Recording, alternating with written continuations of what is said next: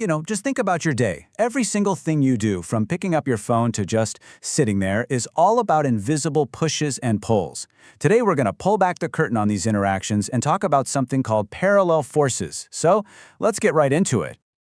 All right, let's kick things off with a little brain teaser for you. What do apples, soccer balls, and those swinging doors you see in old westerns, what do they all have in common? You got it. It's all about forces. Every single one of them involves some kind of push or pull that changes how an object is moving. Honestly, forces are kind of like the secret language of the universe, telling everything how to move and interact. So, to really get a grip on this, here's how we're going to break it all down. First, we'll see how forces are just everywhere. Then, we'll look at forces that team up and forces that work against each other. After that, we'll figure out the big picture, the overall effect, and finally, I'll show you 2 different ways to calculate it. Okay, so first things first.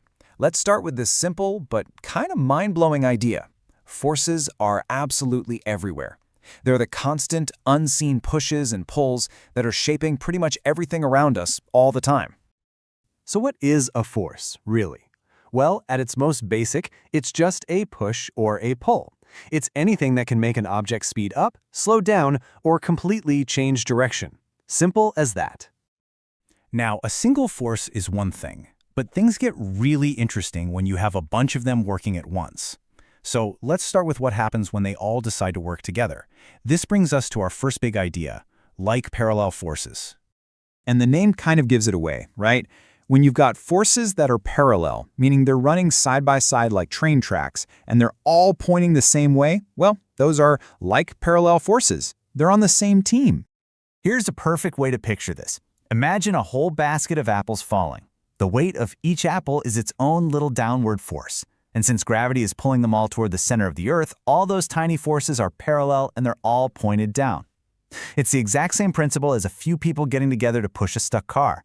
All their effort is going in the same direction, combining to make a bigger push.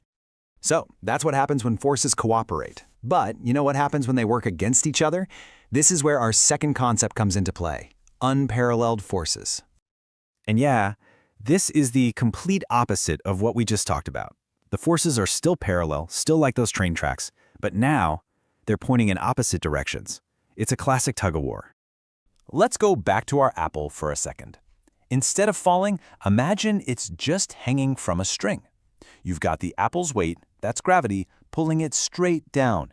But at the exact same time, you've got the tension in the string pulling it straight up. The 2 forces are parallel, but they're in a perfect standoff with each other. So let's just recap that real quick. Like parallel forces work together, their effect adds up, like with our falling basket of apples. On the other hand, unlike parallel forces work against each other, creating a kind of balancing act, just like that apple hanging from the string. Okay, so this all leads to a really practical question. When you've got all these different forces pushing and pulling, some helping, some fighting, how do you figure out what the final result is actually going to be? So how do we do it? How do we find out who wins the tug-of-war, or how much of a combined push we're getting? The answer is, we have to find something called the resultant force. The resultant force, you'll also hear it called the net force, is the key to everything. It's basically one single force that represents the grand total of all the other forces combined. It tells you exactly what's going to happen, what the final score of that push and pull game is going to be. And now for the really practical part. We're going to dive into 2 different ways you can find this resultant force. One is super visual, and the other is all about the math. First up, let's talk about the graphical method. This is a great way to actually see how forces add up, and it's called the head-to-tail rule. Here's how it works. You draw each force as an arrow. We call that a vector. So you draw your first arrow.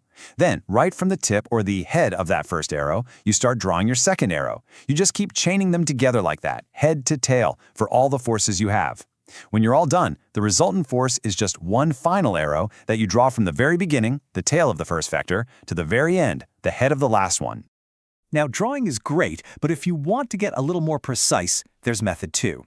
This one's called resolution of force. And instead of drawing, we're going to crunch some numbers. The main idea here is actually really clever. You can take any force going off in any weird direction and break it down into 2 super simple parts. First, how much is it pushing sideways? We call that the x component. And second, how much is it pushing up or down? That's the y component. And all you need to do this is a little basic trigonometry. And here are the formulas. Don't worry, they're not as scary as they look. To find the sideways part, that x component, you just multiply the force by the cosine of its angle. To find the up and down part, the y component, you multiply the force by the sine of its angle. It's a really neat way to keep everything organized. So the whole process is pretty straightforward. First, you take every single force and break it down into its x and y pieces. Next, you add up all the x's to get your total sideways force. Then you add up all the y's to get your total up and down force. And once you have those two numbers, figuring out the final resultant force is a piece of cake. It's a super powerful method you can use for just about any problem with forces.